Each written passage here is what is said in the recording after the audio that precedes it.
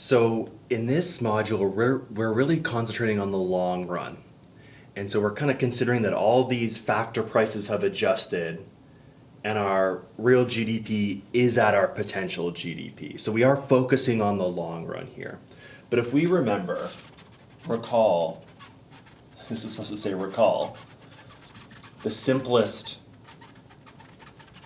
short run model. So as we were kind of deriving this model that we've been using the last few modules, we had this really simple case where y, if you remember, y equals c plus I. Right? We had no government, we had no net exports, it was just c and I were the only expenditure categories we had. If we arrange this formula, we can see that y minus c equals I. And what's on this left-hand side here, income minus consumption, is exactly our savings. So in that sense, our equilibrium condition was actually where savings equals investment.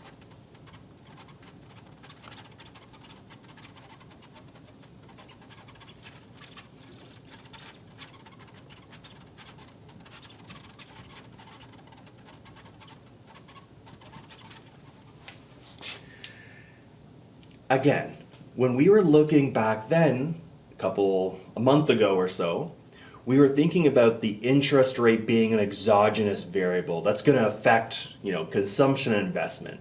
Now we're going to start to think of it as an endogenous variable, a variable that's determined within the model.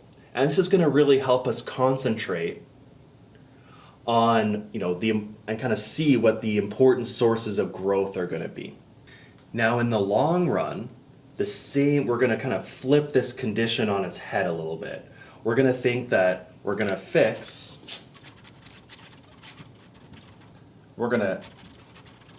output at y star, since we're concentrating on the long run, and think about this equilibrium condition as what's determining the interest rate.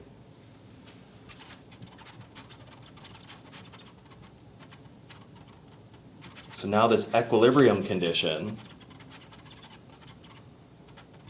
S equals I, determines the interest rate.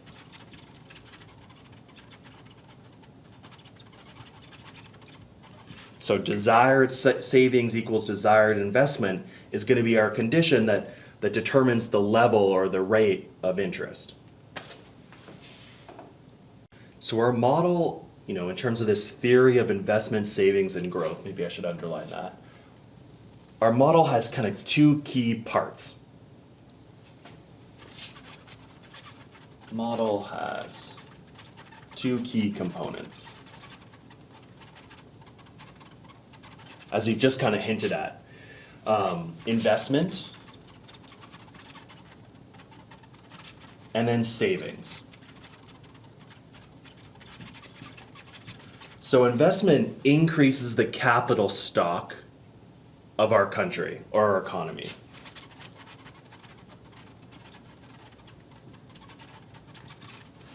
And we're going to think that this can lead to increases in Y star.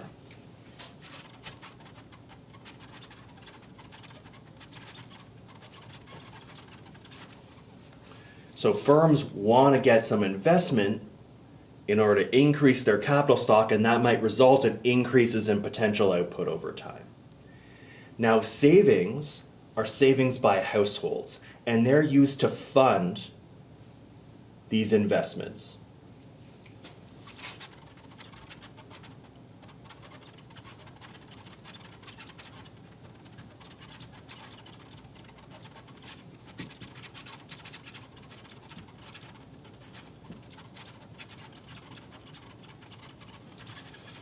So in that sense, the savings is the supply of money that can be used for investment, and then firms have some level of demand for money that they want to use to invest in things. And the interest rate is the price.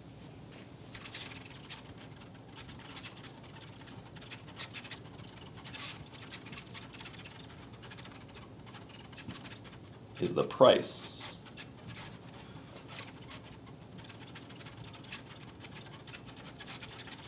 determines equilibrium in this market.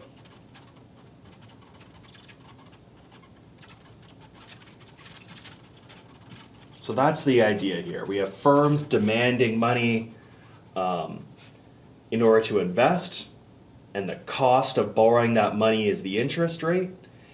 And we have households that are willing to supply money in terms of savings.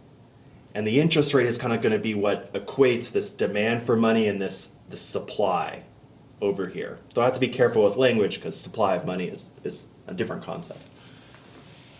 All right, so let's take a closer look at savings. And in particular, we kind of went back to this model that had no government at all. And so let's re-add the government to this model and think about two different kinds of savings. We're going to have public savings. So this is going to be savings by the governments. And we're going to have private savings, savings by the households.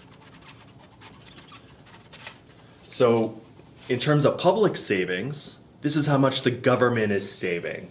Well, they collect T in tax revenues, and they spend capital G in terms of goods and services. That's the desired level of spending by the government. In terms of private savings, citizens have, we're at long run, so income equals Y star. They have to pay taxes minus consumption. So remember, this is like after-tax income. This is like disposable income, right? We just happen to be at the level of income, which is Y star, because we're thinking about the long run. And so if we want to think about national savings,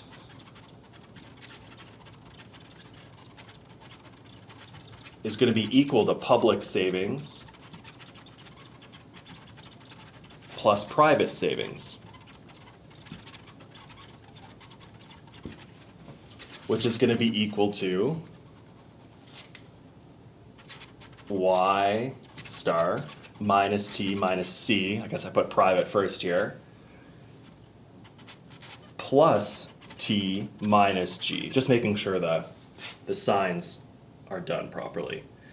Well, if we look at this, then minus T and plus T will cancel out because we're subtracting tax revenue from private savings, but then we're adding it to public savings, so it will cancel out. And so essentially what our national savings is Y star minus C minus G. And as we've discussed before, as the interest rate goes up, consumption decreases. And if consumption goes down, that means this national savings is positively related to the interest rate. Because if C is going down and we're subtracting a smaller and smaller number, which means this left-hand side's getting bigger, right? So in this sense, or in the mathematical sense, I guess, in this sense, national savings is positively related